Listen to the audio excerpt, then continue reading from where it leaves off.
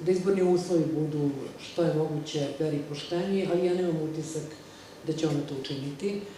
Nemam utisak zato što prvo je ophrvana brojnim sopstvenim problemima, tu pre svega mislim na migrante i na krizu zapravo sa izbeglicama, i uopšte na celu krizu nekoliko bitnih ideja na kojima je Evropska unija zasnovana. Mislim da to ne možemo očekivati u ovom trenutku. S druge strane, čini mi se da je njima osnovni problem koji je vezan sa Srbijom problem Kosova, za koji smatraju da je Vučić jedini u stanju da im isporuči onako kako su oni to zamislili.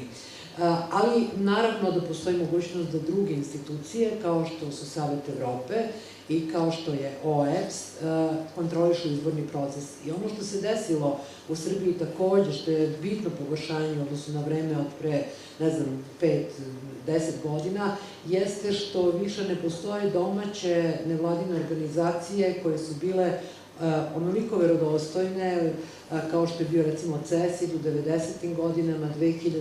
godine. Danas se to nažalost izgubilo, to je počelo se kruni još sa onim referendumom za Ustav Srbije iz 2006. godine i tu čini mi se u ovom trenutku ne možemo očekivati da se ozbiljno oslonimo na neku domaću organizaciju koja bi se time bavila.